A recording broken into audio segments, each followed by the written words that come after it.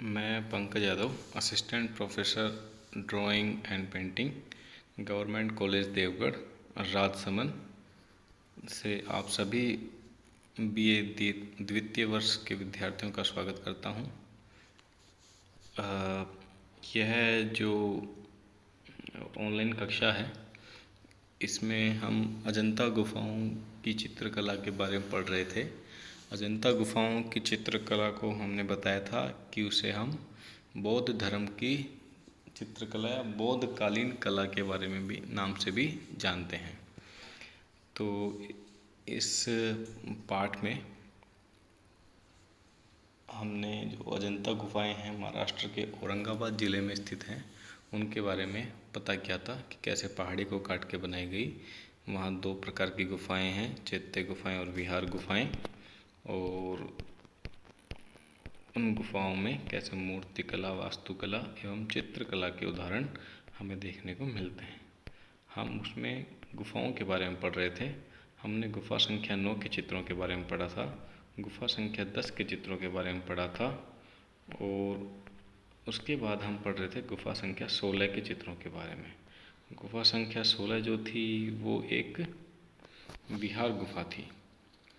तो हमने जो लास्ट चित्र पढ़ा था वह था मरणासन राजकुमारी का चित्र।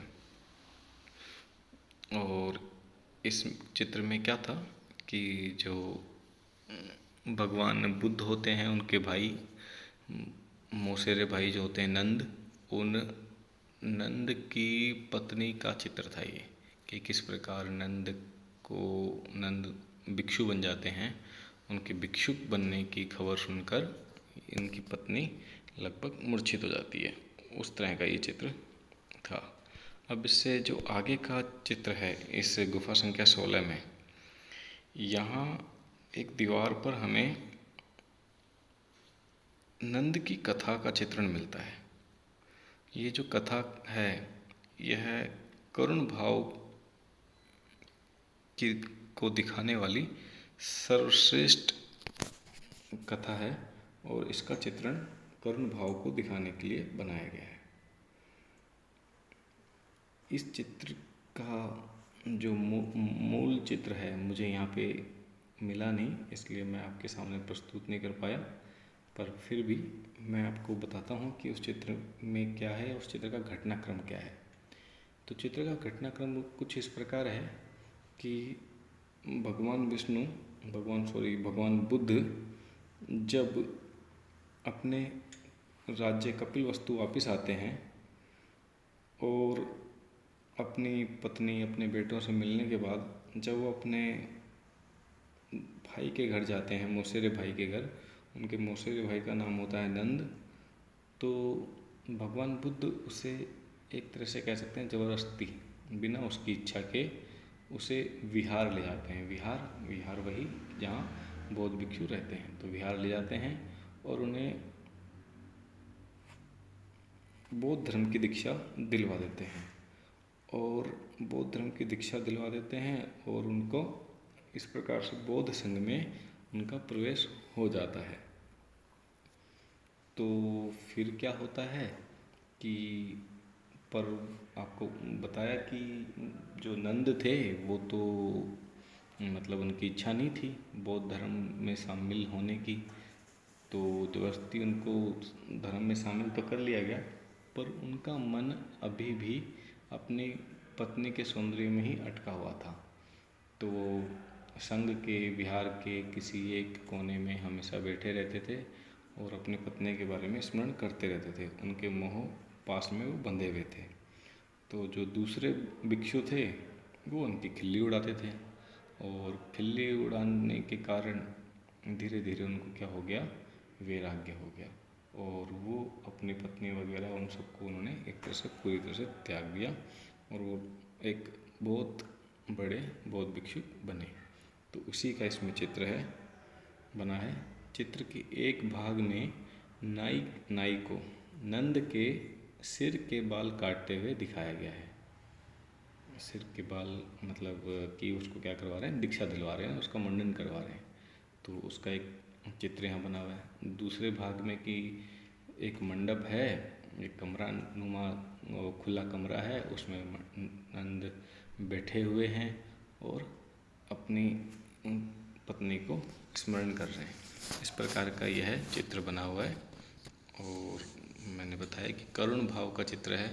इसमें आपको जो नंद की दशा है उसे देखकर आपको बड़ी ही दया आती है। अब हम देखते हैं आगे का चित्र। ये देखिए, आगे के चित्र का जो नाम है वह है बुद्ध उपदेश। पर जैसे कि मैंने इसकी यहाँ पे क्या लगाई है, एक फ़ोटो लगाई है। फ़ोटो में आपको दिख रहा है कि चित्र लगभग नष्ट हो गया है, उसकी विषय वस्तु समझना ही बड़ा मुश्किल है।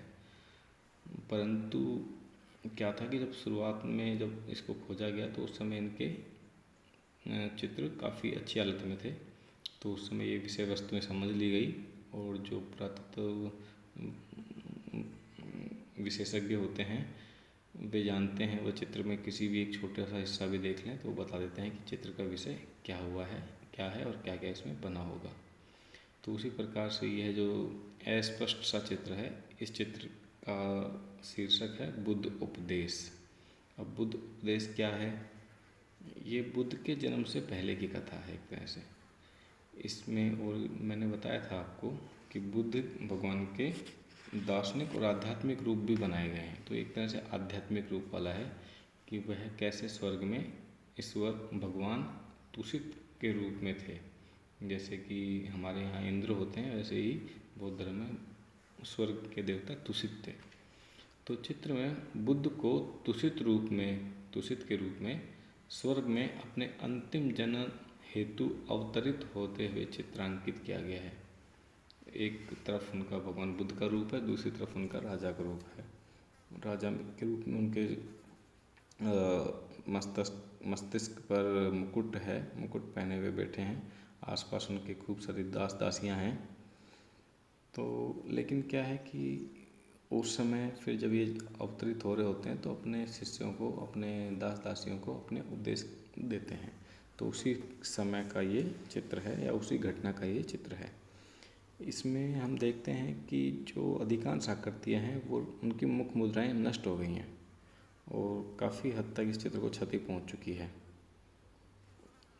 तो समस्त आकृतियों में आप देखेंगे तो समस्त आकृतियों की जो आँखें हैं वो लगभग अध खुली हैं। तो अध खुली आँखें जो हैं वो एकाग्र चित्तता का प्रतीक हैं, भक्ति का प्रतीक है।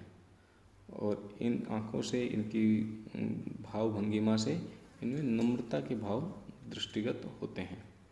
तो इस प्रकार से यह बुद्ध उपदेश का चित्र भी यहाँ बनाया गया और काफ़ी कलरफुल चित्र है।